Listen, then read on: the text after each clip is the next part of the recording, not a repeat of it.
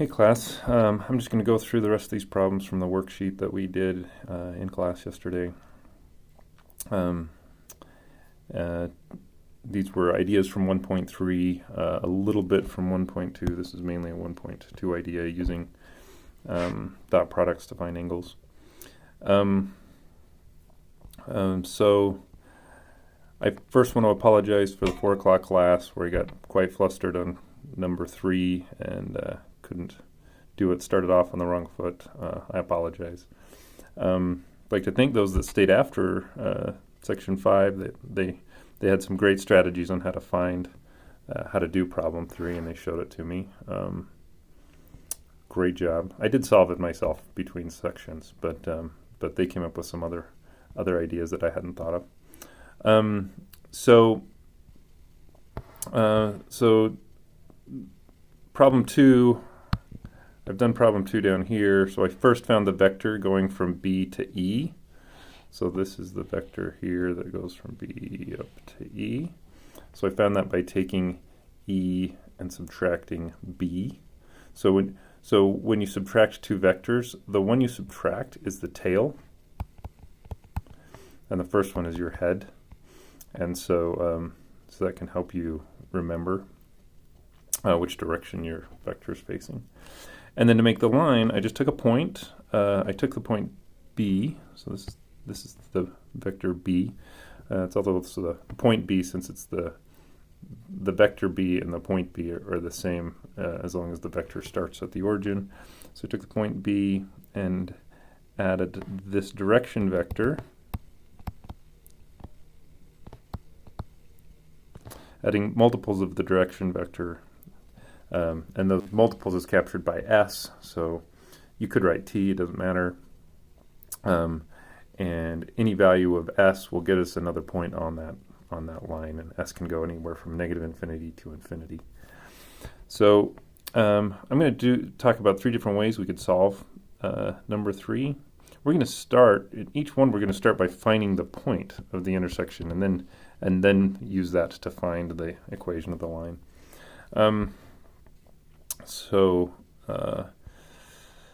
So the first strategy is we're going to use the dot product, and what we're going to do is set up an equation where I want, there's some vector here that's going to point from A to this line, and the way I could, and I don't know where it is, but I know it's going to be on the line, and so I'm going to use what I know about the line to help me out here.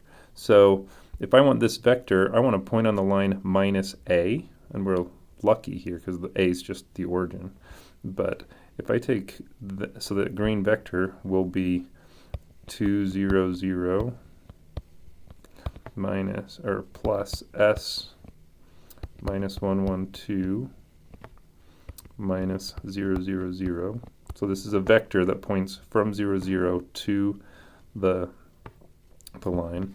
And I want to dot that with the vector that, with the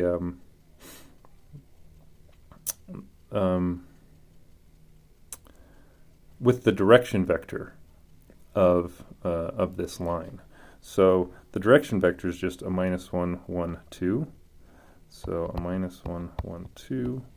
So if I dot those, then I know those have to equal, that has to equal 0 for those things to be perpendicular. So I could dot it with, well, never mind, we'll just go from here.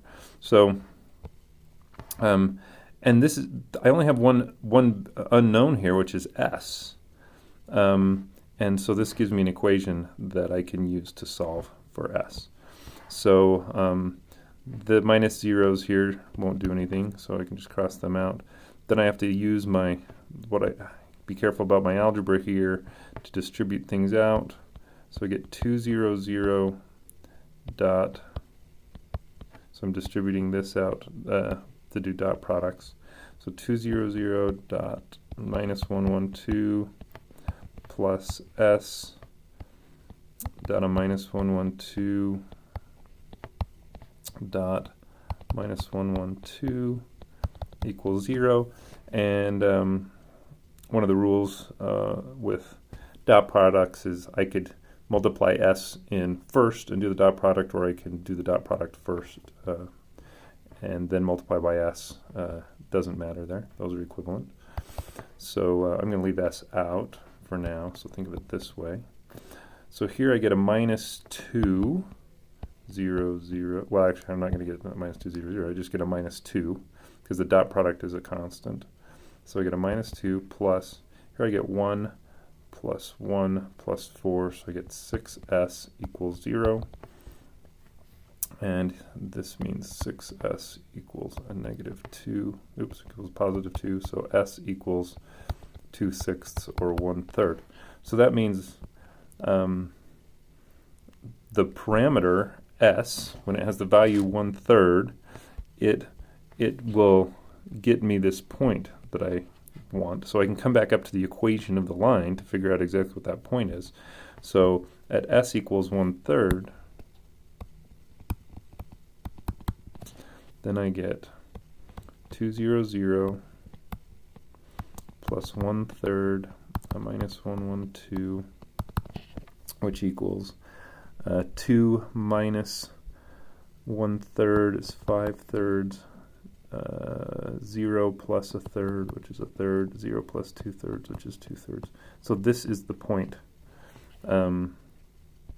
This is the point on this line that the vector a to that point, I think I call it p. Do I call it p? Yeah, so this is p. I don't bring it up until number 4, but so it's the point where if I go from a to p, that's perpendicular to the vector be, or it's perpendicular to that line. So that's one way to find that. A similar strategy, it's a similar strategy, but thinking about it a little bit differently. So one group of students, what they did, so instead of this kind of keeping the equation of the line, like this whole equation of the line, here what they did is they rewrote it as a vector. So they did 2 minus s, and then s, and then 2s. So this whole thing right here,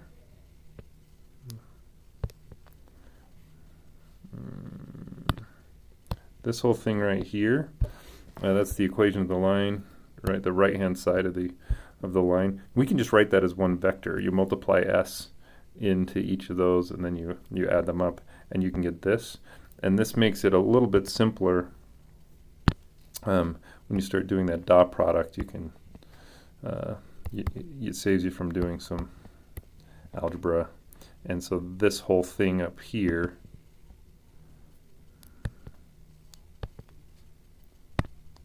this whole thing up here becomes much simpler. And then you can go from there. So that's strategy 2. Strategy 3. So one strategy is to find the equation of you can find the equation of 3 planes. And those 3 planes are this face over here. So the plane that goes through E, B, and D. The plane that's here, E, A, and B. So those 2 planes intersect at that line. In fact, those 2 equations together, written in general form, are the equation of that line in R3. And then you can find an equation of the plane that goes through A, but is perpendicular to the vector EB or BE. And the equation of all of those will the equation of the intersection of all of those will be that point. So we already know the vector E. We already know the vector B to E, this direction vector -1, 1, 2. So the equation of the plane that's perpendicular to that will be, so the direction vector, or a normal vector to the plane vector, is a minus 1, 1, 2. So in general form we can write that as a minus 1x plus y plus 2z equals some constant. But we want that plane to go through the point 0, 0, 0. So if you plug in 0, 0, 0 for x, y, and z, you get d equals 0. So a negative x plus y plus 2z equals 0. That's the equation of a plane that goes through A and is perpendicular to that line or that vector EB. I have that somewhere here. Oh wow.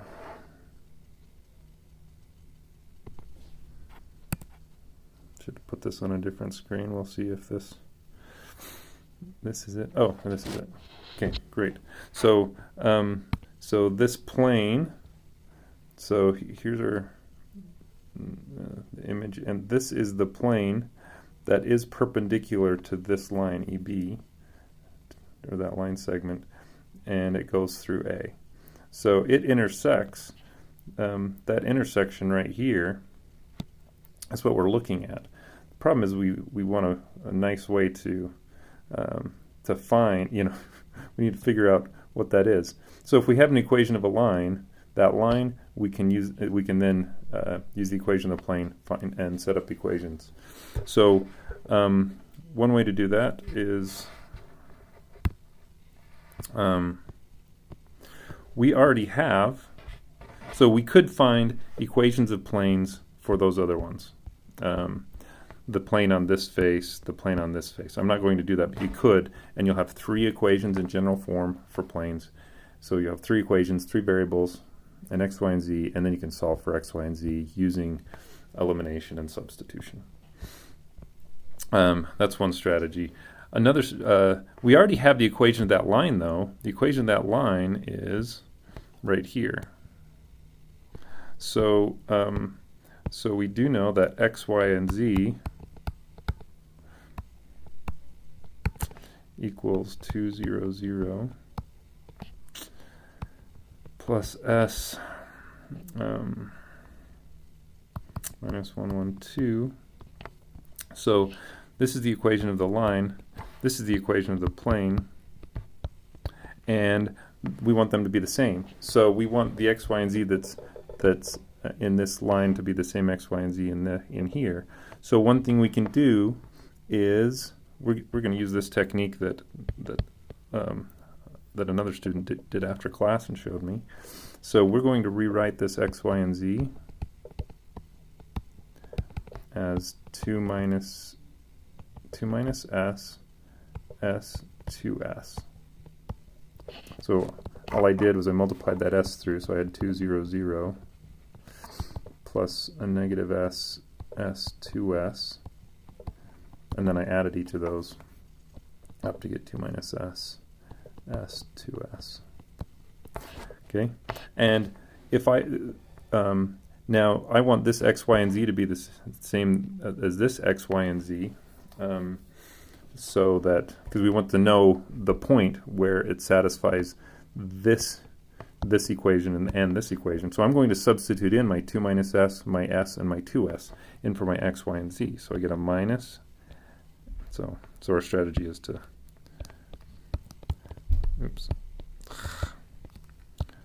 substitute these into there. So I get a negative 2 minus s plus s plus 2 times 2s equals 0. And then I can solve. So here I go, negative 2 plus s plus 4s equals 0.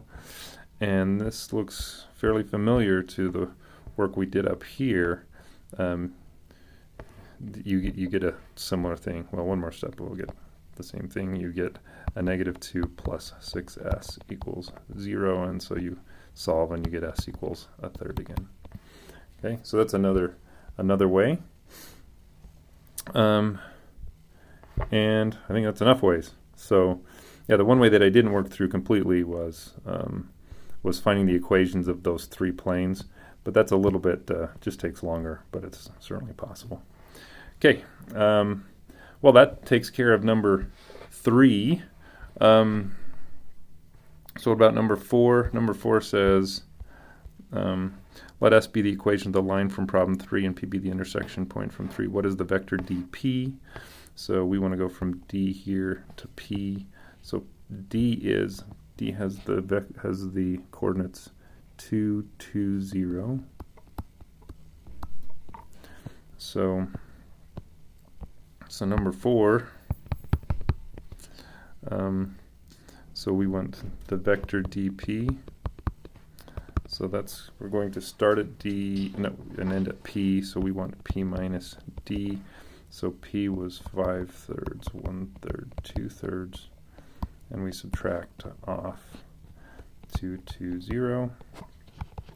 And so that's going to be a negative 1/3, a negative 5/3, and 2/3. So that's the vector dP. So that's number 4. What's the direction vector of S? So number 5 asks, what is the direction vector of S? S is the equation of the line from problem 3. So S is the equation of the line that we found that goes from A through P. So the direction vector of S is just, did I ever write down the equation of S? We have two S's going on. We have S that we used for a parameter, and then S that I called the equation of the line. I should be more careful. I don't think I ever wrote down the equation of the line for number 3. So the equation of the line would be some point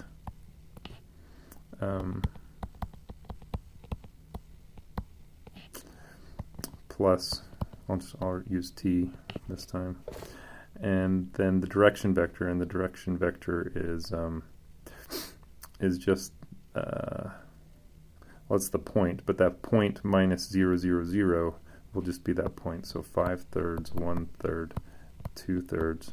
So this is the equation of the line that goes from A through P. So, okay. Sorry, I was interrupted by someone at the door, so I can't remember exactly where we were. I think we were finding the direction vector of this line, and this is the direction vector.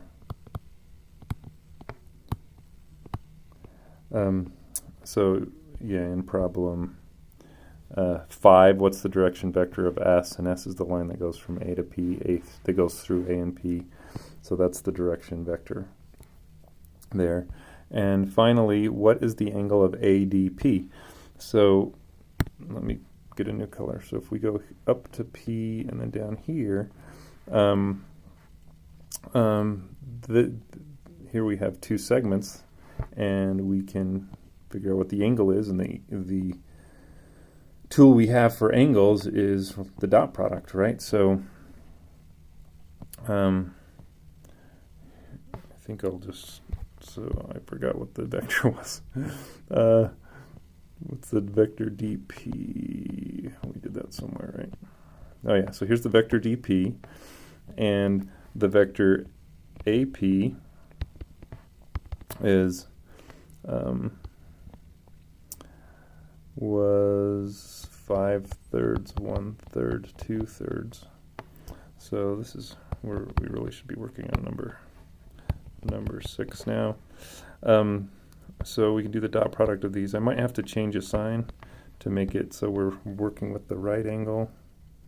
So A to P, and then this is D to P. So I actually want P to D.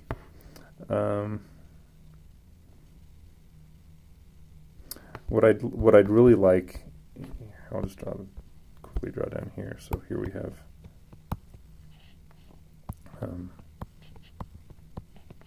so here's A, here's P, here's D. So what I really want is a vector that points to A from P and a vector that points to D from P.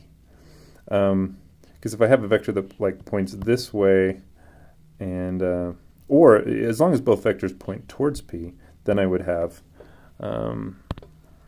I'd have like a vector coming out here. I could think about starting them both at P, and then I'd have a vector coming out here, and that angle would be the same as that angle. So, and I think that's actually what I have. Yes, so these are both pointing towards towards P, so I'm good. Because otherwise, if depending on which way they face, I might be ending up finding this angle in here instead of that large angle. I'll end up finding the supplement. Well, I could find the supplement as long as I realize it is what it is, and then I can subtract from 180. So these, I've convinced myself these are good, so I can find the dot product. 5/3, 1/3, 2/3 dot, so that was that one. And then a minus 1/3, a minus 5/3, 2/3, and that'll get me a minus 5/9. Another minus 5/9 and 4/9. Add up all of those.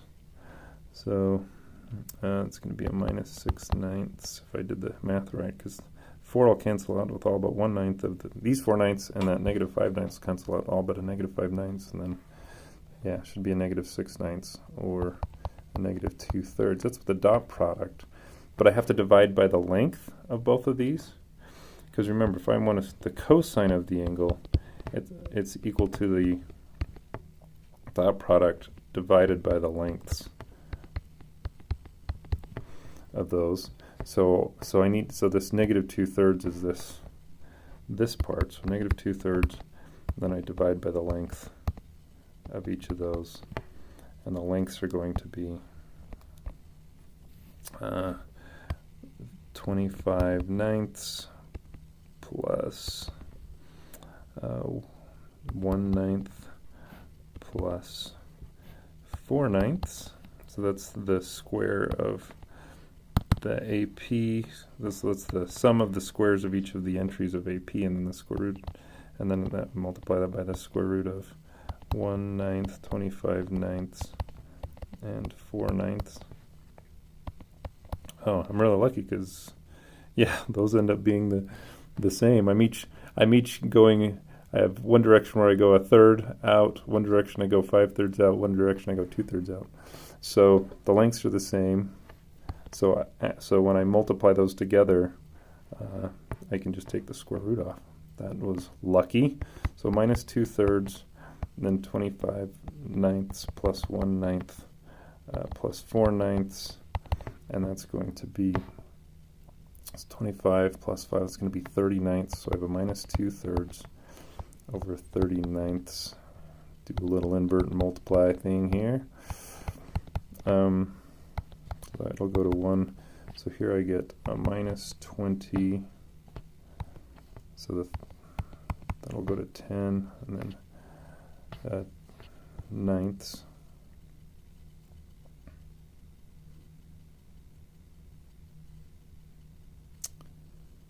It's too big.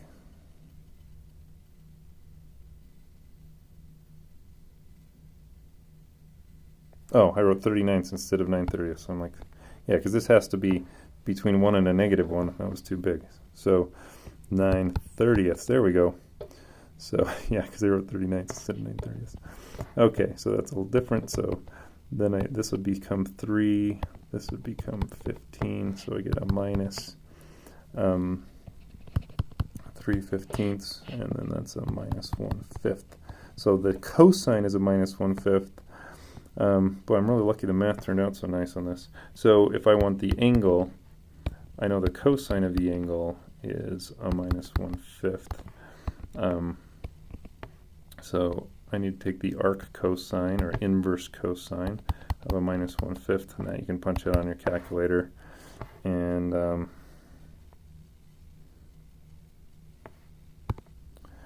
and you should get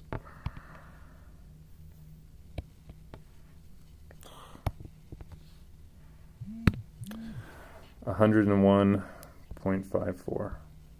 Oh, this is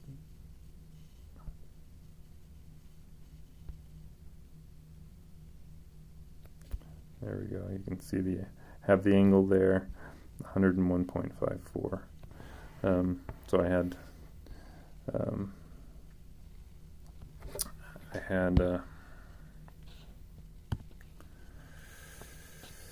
GeoGebra calculate it for me, but if I could type this in as, well, maybe arc cosine of a negative 0.2, because it's the same as a negative 1/5. Hit enter. Did that work? Oh, it did. Look, same thing. So we got the same thing as when I did it the other way in GeoGebra. Okay, so I hope that helps. Yeah, I hope that helps on how to solve these problems and use those skills from 1.2 and 1.3 to solve these practical geometry problems in 3D space. Thanks.